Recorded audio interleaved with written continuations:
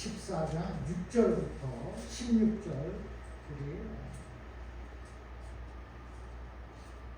우리 12절까지 교독합니다. 12절까지 13, 14, 15, 16절 함께 읽겠습니다. 제가 먼저 읽습니다.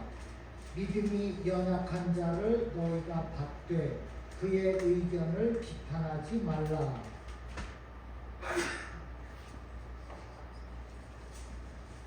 제가 뭐라고 얘기하나? 교독한다고 그러지 않았나요? 아니요, 죄송합니다. 6절부터죠. 제가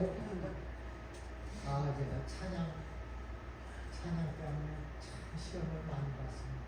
제가 찬양을 공부를 많이 해야 되는데 너무 찬양을 못하니까 말씀 전해야 되는데 아주 마음이 참 심란합니다. 솔직히 얘기했어요. 그래서 무슨 술을 써야 되겠는데 하나님께서 인도해 주셔야 그것도 되는 거 아니겠습니까? 찬양 사역자를 위해서 기도했습니다. 다시 6절 읽겠습니다. 나를 중히 여기는 자도 주를 위하여 중히 여기고 먹는 자도 주를 위하여 먹으니 이는 하나님께 감사함이요 먹지 않는 자도 주를 위하여 먹지 아니하며 하나님께 감사하느니라. 우리 중에 누구든지 자기를 위하여 사는 자가 없고 자기를 위하여 죽는 자도 없다. 우리가 살아도 주를 위하여 살고 죽어도 주를 위하여 죽나니 그러므로 사나 죽으나 우리가 죄것 이루다.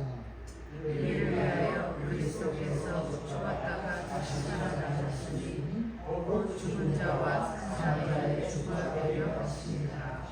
내가 어찌하여 내 형제를 비판하느냐 어찌하여 내 형제를 업신여기느냐 우리가 다 하나님의 심판대 앞에 서리라. 기록되었으되 주께서 이르시되 내가 살았으니 모든 무릎이 내게 꿇을 것이요 모든 혀가 하나님께 자백하리라 하였느니라. 이러므로 우리 각 사람이 자기 일을 하나님께 직고하리라. 그렇죠? 그런즉 우리가 다시는 서로 비판하지 말고 도리어 부딪힐 것이나 거칠 것을 형제 앞에 두지 않도록 주의하라.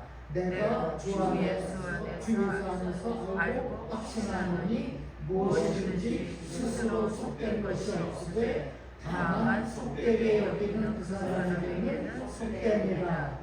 만일 음식으로 말미암아 내 형제가 근심하게 되면 이는 내가 사람으로 행하지 아니하니라. 그리스도께서 대신하여 죽으신 형제를 내 음식으로 망하게 하지 말라. 그러므로 너희의 선한 것이 비방을 받지 않게 하라. 아멘.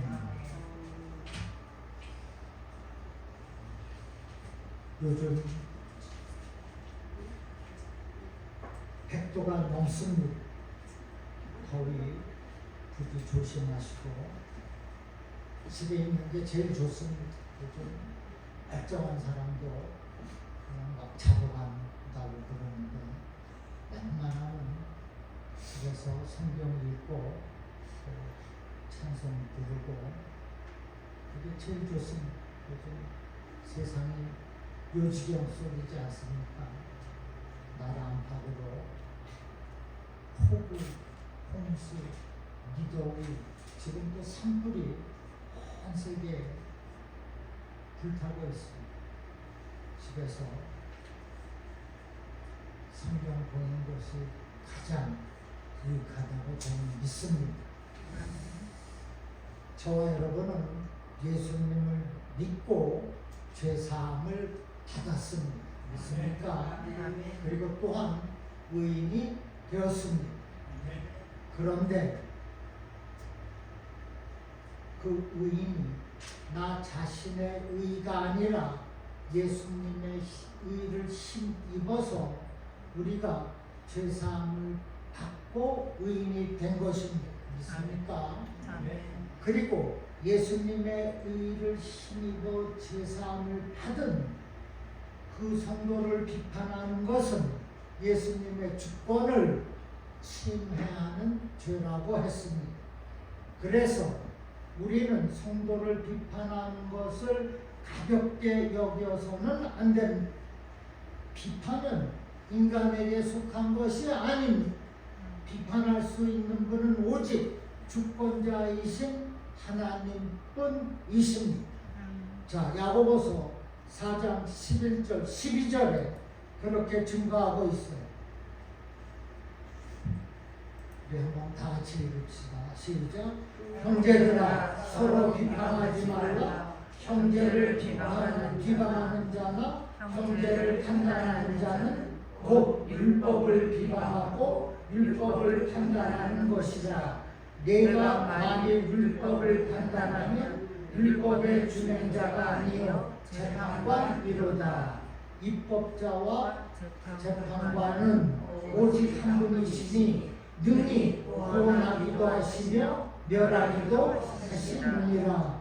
너는 누구이기에 이웃을 판단하느냐. 입법자와 재판관은 오직 한 분이신데 너는 누구이기에 성도를 판단하느냐. 내가 형제를 비판하고 판단하면 그것은 곧 율법을 비방하고 판단하는 것이다. 지금 다 그렇게 말씀하고 있어. 너는 사람을 비판하고 판단할 수 없다는 것입니다. 비방하고 비판할 수 있는 분은 오직 하나님뿐이라고 말씀하고요. 그럼에도 우리는 너무나 쉽게 남을 비판합니다. 판단합니다. 입법자와 재판관은 오직 한 분이시다라고 했어요. 우리가 아닙니다. 그러므로 저와 여러분은 남을 비방하고 판단하지 않아서 율법을 해치는 일이 없으시기를 주님의 이름으로 축원합니다. 자, 본문 6절부터 9절까지는 성도가 과연 어떠한 존재인가를 가르쳐주고 있어요. 지금 이 당시 초대교회는 우상에게 바쳐진 고기를 먹어야 하느냐 먹지 말아야 하느냐 하는 것과 어느 특정한 날을 정해서 귀하게 여겨야 하느냐 말아야 하느냐 하는 문제를 두고 심각하게 다툼이 벌어졌어요. 그런데 그들이 초대교회 성도들이 왜 그와 같은 문제를 놓고 심각한 다툼을 벌였겠습니까? 그것은 하나님을 조금이라도 더 열심히 섬기고 바르게 믿어보고자 하는 열정 때문입니다. 고기를 먹는 사람도 하나님을 위해 먹었던 것이고 고기를 먹지 않는 사람도 하나님을 위해 먹지 않았던 것입니다. 방법과 모양은 달랐으나 목적은 동일했어요. 그것은 모두 하나님 때문이었다는 것입니다. 바울은 이와 같은 성도들의 모습을 보면서 7절과 8절에 자신 있게 말씀합니다. 7절과 8절입니다. 다시 같이 봅니다. 우리 중에 누구든지 자기를 위하여 사는 자가 없고 자기를 위하여 죽는 자도 없도다. 우리가 살아도 주를 위하여 살고 죽어도 주를 위하여 죽나니 그러므로 사나 죽으나 우리가 다 주의 것이로다. 아멘. 사나 죽으나 우리가 다 주의 것이로다. 어때? 참으로 놀라운 선포의 말씀 아닙니까? 우리 중에 누구든지 자기를 위하여 사는 자가 없다. 큰 도전을 우리에게 줘요. 초대교회 성도들은 하나님을 바르게 섬기기 위해서 음식이나 그 특정한 날, 즉 절기에 관한 문제로 뜨겁게 논쟁할 만큼 그들은 주를 위해서 살고 주를 위해 죽는 자들이었습니다. 그들은 초대교회 성도들은 자신들을 위해 살지 않았어요. 그들의 인생의 목적은 하나님께 향해 있었던 것입니다.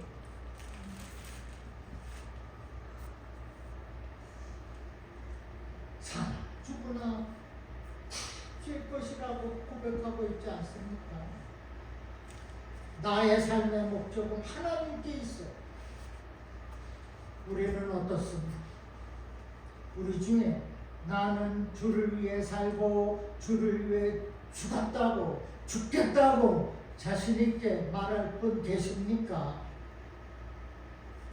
실제로 우리는 성도들이 주를 위해 살지 않습니다. 자기 자신을 위해서 살아요. 먹어도 자신을 위해서 먹고 먹지 않아도 자신을 위해서 먹지 않습니다. 오늘날 우리는 주님이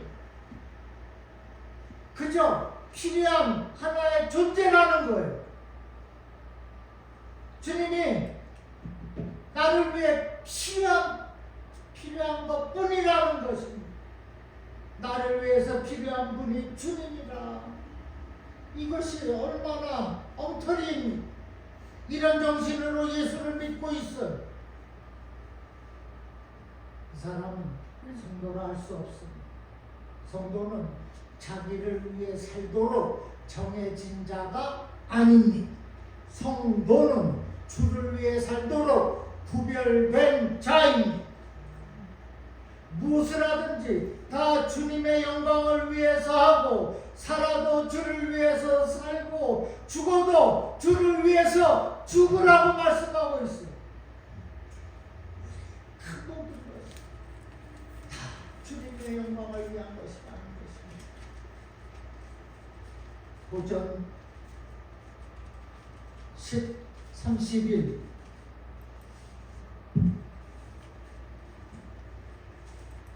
너희가 무엇을 하든지 먹든지 마시든지 다 하나님의 영광을 위해서 하라고 했습니다. 여러분, 우리가 누구입니까? 성도라 했어요. 하나님의 성도라 했습니다. 그러하다면 성도된 그 신분의 정체성을 정확히 알아야 하는 것입니다. 그 성도의 정체성은 하나님께 영광을 돌리는 겁니다. 저와 여러분의 본질은, 성도가 된 그 본질은 하나님께 있습니다. 성도가 된 저와 여러분은 주를 위해 사는 것입니다. 나 자신을 위해서 사는 것이 아니에요. 먹어도 주를 위해서 먹고, 먹지 않아도 주를 위해서 먹으라는 말씀입니다. 우리는 주를 위해 구별된 하나님의 소유된 백성이라는 이 사실을 확실하게 기억하시기를 주님의 이름으로 축원합니다. 아멘. 사도 바울은 계속해서 서로 비판하지 말라고 합니다. 13절에 그런즉 우리가 다시는 서로 비판하지 말고, 1절에서도 그랬죠. 14장 1절에도 믿음이 영원한 간자를 너희가 받게 그의 의견을 비판하지 말라. 13절에서도 우리는 다시는 너 서로 비판하지 말라. 도리어 부딪힐 것이나 거칠 것을 형제 앞에 두지 않도록 하라. 주의하라. 무슨 말씀입니까? 부딪힐 것이나 거칠 것을 그 믿음이 연약한 형제 앞에 두지 말라. 주의하라. 믿음이 연약한 형제가 실족하지 않도록 하라는 것입니다. 그렇게 비판하다가 믿음이 연약한 형제는 실족하게 된다는 겁니다. 한 영혼을 형제를 죽인다는 거예요. 그런데 그 형제를 실족하게 하는 것은 어떤 큰 문제가 아니라 아주 사소한 문제 때문인 경우가 대부분입니다. 서로 남녀가 사랑해서 하나가 된 부부, 큰 문제가 아니라 그렇게 사소하고 작은 문제 때문에 이혼하지 않습니까? 그런데 사람들은 큰 일에만 관심을 두는 경향이 있습니다. 그래서 더 많이 넘어지게 돼요. 그러나 예수님은 작은 일에 초점을 맞추라고 하는 겁니다. 예를 들어 마태복음 25장에 예수님께서 마지막 때에 영광의 보좌에 앉으셔서 사람들을 심판하실 것을 예언하시는데 그 심판을 통하여서 하나님의 나라를 상속받는 자들이 있고 자신들의 죄값으로 영원한 불 속으로 들어가는 자들도 있어요. 그런데 이 심판의 기준이 무엇인지 아십니까? 그것은 놀랍게도 예수님이 줄일 때에 먹을 것을 주었는지, 예수님이 목마를 때에 마시게 하였는지, 나그네 되었을 때 영접은 하였는지에 대한 것입니다. 보이지 않는 예수님을 어떻게 섬겼는가 묻는 질문에 대하여 예수님께서 중요하게 여기시는 것은 결코 세상에서의 어마어마한 큰일이 아니라는 것, 내가 목마를 때 물 한 잔 달라는 것이 아주 작은 것이라는 겁니다. 마태복음 25장 40절에 보니까 예수님께서 이렇게 말씀합니다. 내가 진실로 너에게 이르노니 너희가 여기 내 형제 중에 지극히 작은 자 하나에게 한 것이 곧 내게 한 것이니라. 믿음이 연약한 그 자에게 물 한 잔 건네는 것이, 위로의 말 한마디 해주는 것이 꼭 나에게 한 것이라고 말씀하고 있어요. 그만큼 믿음이 연약한 자들을 섬기라는 것이 보살피라는 거예요. 그 한 영혼이 옷이 좀 남루하다고 해서 비판하지 않는 것입니다. 그렇게 남루한 그 사람도, 연약한 그 영혼도 섬기라는 것입니다. 왜? 그의 영혼도 주님 것이기 때문입니다.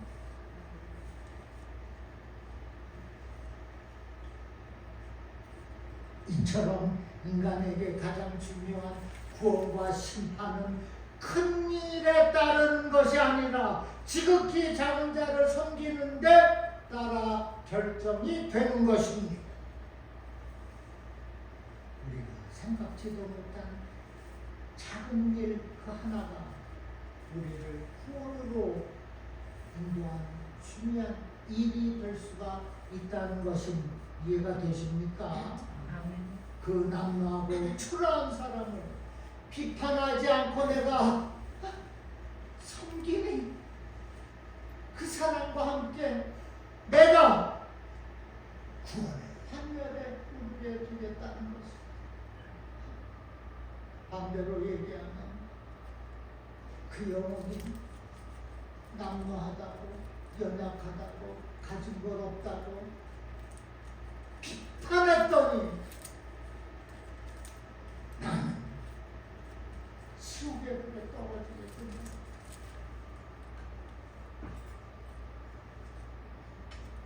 창세기 18장에 보면 아브라함은 아들을 주겠다는 하나님의 놀라운 약속을 받았는데 어떻게 해서 받게 되었는지 아십니까?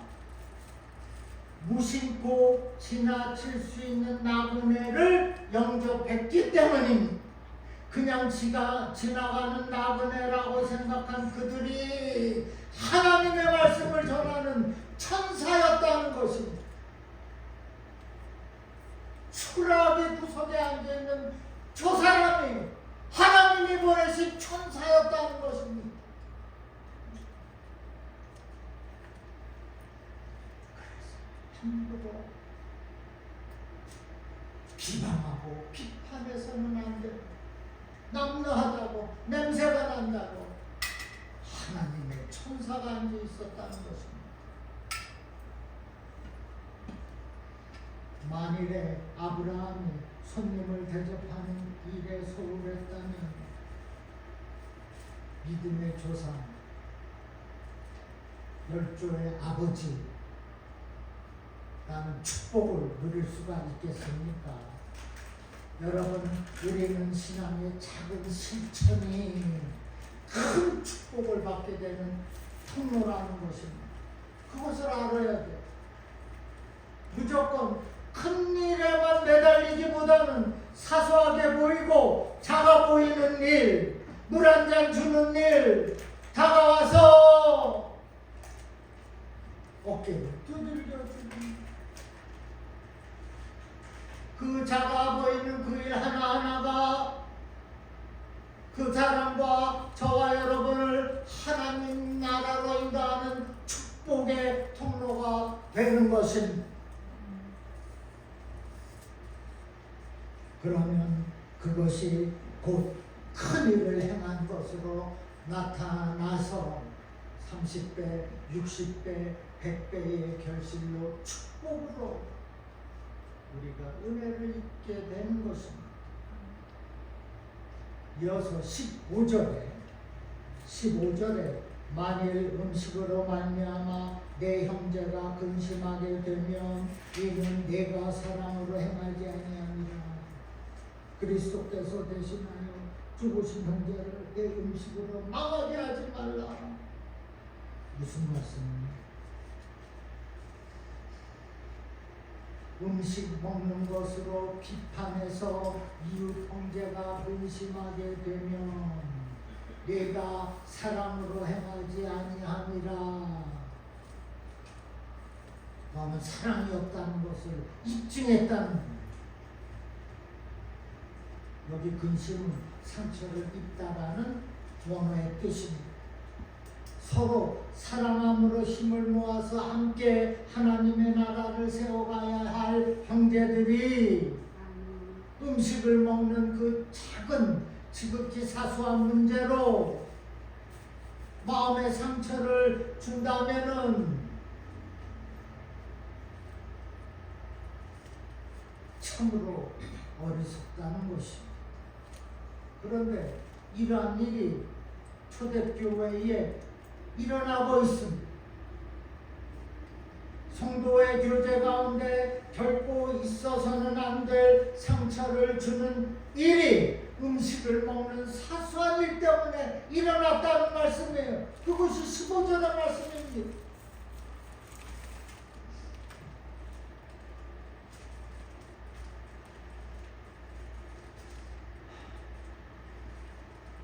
우상에게 바쳐진 음식을 먹느냐 마느냐,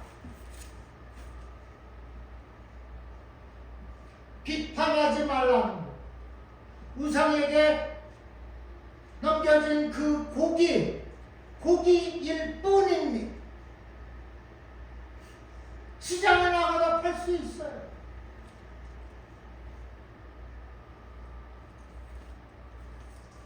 우상을 섬겼다가 먹지 아니한다면은, 오히려 먹는 사람들을 비판하고 비방한다면은 너는 사랑이 없는 사람이다 입증한다는 것입니다.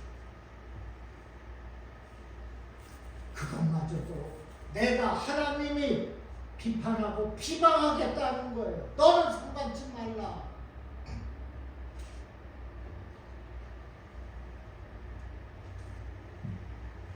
전에 섬기던 교회에 주일날 아침 일찍 유대교회에 가서 먼저 예배드리고 오는 부부가 있었어요. 우리 주이시 크리스찬 철치가 있습니다. 그들은 예수를 믿고, 그런데 꼭 이분들은 유다의 그러한 어떠한 사상이 철저한 율법을 아주 준수하려고 애를 쓰는 사람들입니다. 그런데 그걸 이해를 하지 못했어요. 아니, 복음교회에 와서, 장로교 교회에 와서 하나님을 예배드리고 헌금도 하고 봉사도 해야지. 왜 유대 교회 가느냐 먼저. 처음에 많이 그렇게 했어. 그리고 이 사람 메시지를 보내는데 유대니즘, 유대교에 관한 메시지를 보내는 히브리어 해석해가지고 막 그게 불편했었어. 그런데 사람을 알고 보니까 내가 비판하고 비방한 것이 나의 잘못인 것을 깨달았어. 지금 장로 뭐죠? 안수받는다고 합니다. 함부로 남을 자기의 저울에 올려놓고 비방하고 비판해서는 안 됩니다. 오늘 말씀이 오늘의 메시지입니다.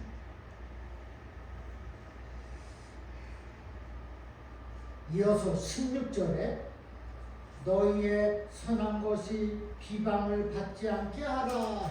너희의 선한 것이 여기서 너희의 선한 것은 예수 안에서 주어진 자유를 뜻합니다. 그런데 이러한 성도의 자유로 인해 그만한 믿음을 가지지 못한 연약한 자들에게 비난의 빌미를 제공하지 말라는 거예요.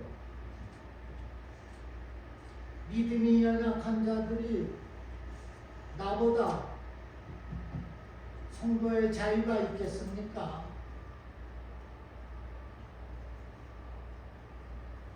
성도의 자유가 없다고 비방하지 말라. 우리의 자유가 남에게 상처를 주고 고통을 주고 그 영혼을 실족시킬 위험이 있다면 언제라도 그 자유를 기꺼이 포기할 수 있어야 하겠다는 거예요. 너의 선한 것이 비방을 받지 않게 하고 너의 자유로운 것이로 인하여서 다른 사람이 시험을 받는다고 하면 그 자유함까지도 갖다 버리라는 말씀입니다. 지금 사도 바울은 믿음이 강한 자들에게 믿음이 약한 자들을 위해서 자신의 자유를 제한함으로써 선한 것이 비방을 받지 않도록 당부하고 있는 것.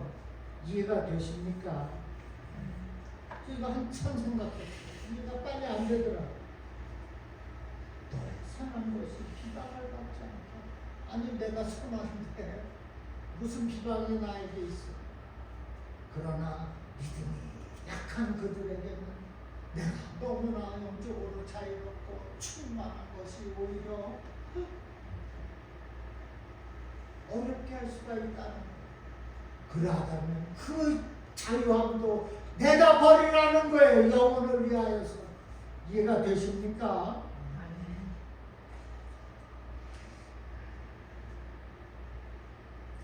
분명한 것은 우리는 예수님의 가르침에 따라 선을 행하려고 노력을 해야 합니다. 교회에서 봉사하며 연약한 그 사람들이 성숙한 성도들이 되도록 도와야 합니다. 이렇게 선을 행하는 것을 곱지 않은 시선으로 보는 성도들도 있을 것입니다. 그래서 선을 행하되 그것이 자랑이 되지 않도록 그리고 비방으로 돌아오지 않도록 세심하게 주의하라는 것입니다. 여러분 개와 고양이가 왜 앙숙이 되었는지 아십니까? 인사법이 달라서 그래요. 고양이는 개를 만나면은 고양이는 이렇게 툭툭 잘 치잖아요. 그게 인사법이라고 합니다. 그러나 개는 그것을 싸움을 거는 것으로 생각을 한다는 거예요. 반대로 개는 반가우면 어떻게 합니까? 꼬리를 쳐요. 그런데 고양이에게는 이것이 적대적인 행동으로 받아들인다는 겁니다. 개와 고양이, 상대를 고려한다고는 하지만은 오히려 반대라는 거예요. 오히려 서로 싸움을 거는 것이라고 생각을 한다는 거예요.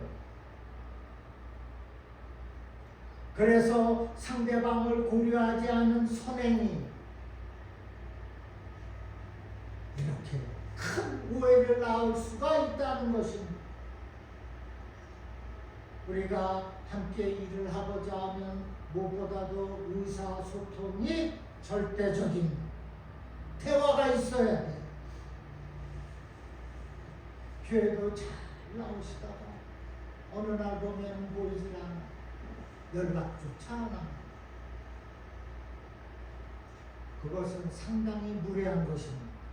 오해하고 듣지 오해하지 마시기 바랍니다. 목사는 목자인데, 목사는 양을 케어해. 목자는 양을 다스립니다. 푸른 초장으로 인도합니다. 양이 보이지 않는 것, 물론 목자의 책임도 있어요. 그러나 한 주, 두 주, 세 주 말씀을 해줘야 되는 게 당연한 거 아닙니까? 그런데 그렇게 하진 않습니다. 어느 날 소식 들어보면 다른 교회가 있어. 다른 교회 가지 말라고 하는 거 아닙니다. 가세요. 이렇게 가면 또 새 사람이 옵니다.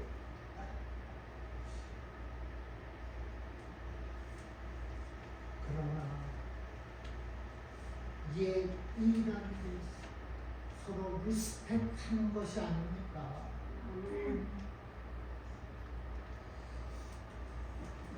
지금 이 당시에 바리새인들과 서기관들은 종교적인 열심이 있었습니다. 누구보다도 하나님의 말씀이 세상에서 실현되기를 원했어요. 그래서 이들은 그들의 모범을, 생활의 모범을 보이고자 했어요.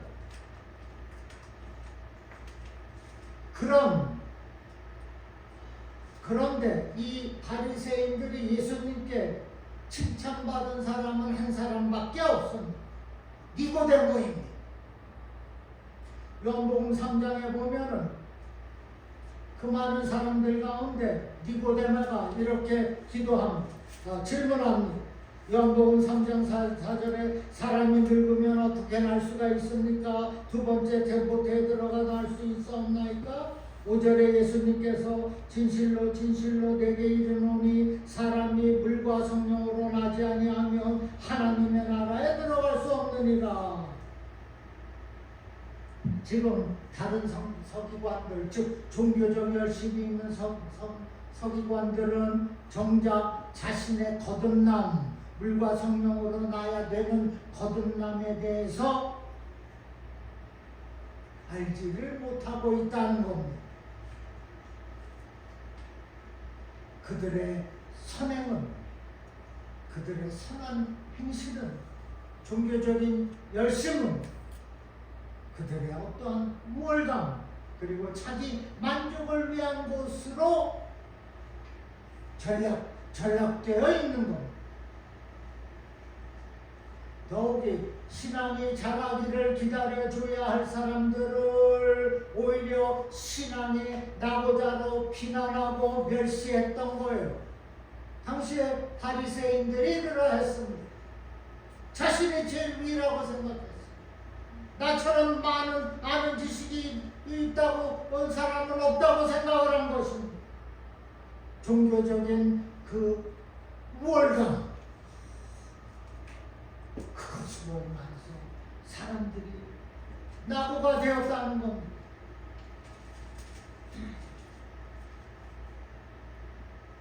그리고 남들을 가르치려고만 하는, 그로 인하여서 오히려 정죄하고 판단하는 그러한 방법을 택했다는 겁니다. 오늘날도 이처럼 바리새인과 같은 성도들이 있습니다. 믿음이 연약한 자를 위한다고는 말을 하지만은 돌아서서 왜 이렇게 남해해 오시? 성경도 한 권도 갖고 있질 않는가? 비방하고 판단하고 있지는 않냐는 것입니다. 그런데 말씀에 선한 행실을 선한 것으로 하라고 했어요. 우리는 선한 동기를 가져야 합니다. 선하게 영향력을 끼쳐야 해요.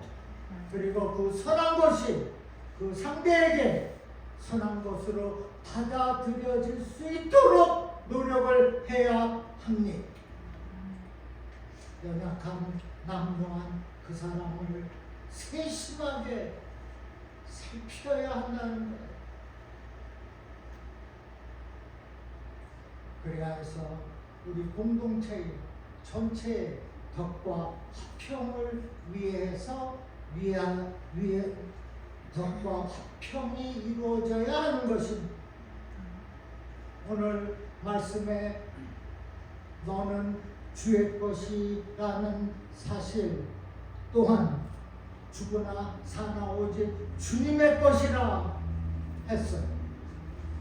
오직 주님만을 위해서 살아가는 것입니다. 그리고 믿음이 연약한 자, 남루한 옷을 입은 그 사람 냄새난다고 비판하지 말라는 것입니다. 오히려 선한 마음을 가지고 선한 동기를 가지고 선한 영향력을 끼치라. 곧 배려하는 마음을 갖는 것입니다. 그래서 우리 모두가 함께 한 마음과 한 뜻으로 살아계신 주를 섬기는 우리 교회와 저와 여러분이 되기를 주님의 이름으로 축원합니다. 기도하겠습니다. 아버지, 오늘 주신 말씀을 기억해서 사나 죽으나 성도로서 그리고 주의 종으로서 내 직분과 사명을 잊지 않도록 도와 주시옵소서. 하나님께서 원하시는 것은 어떤 큰 공로가 아니라 지극히 작은 일에 충성하는 것임을 믿습니다. 우리 모두가 작은 일에 충성하여서 하나님의 성도로서의 신분을 파악하며 살아가도록 도와 주시옵소서. 나의 선행이 믿음이 연약한 자들에게 걸림돌이 되지 않도록 늘 연약한 자들을 돌보아주는 성숙한 믿음의 일꾼들이 다 되게 하여 주시옵소서.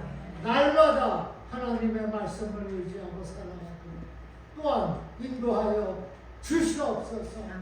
연약한 그들을 위해서 기도하게 하시고 사랑하게 하시고 손을 먼저 내밀 수 있는 우리 모두가 되도록 인도하시고 축복하여 주시옵소서. 감사하며 예수님의 이름으로 기도합니다.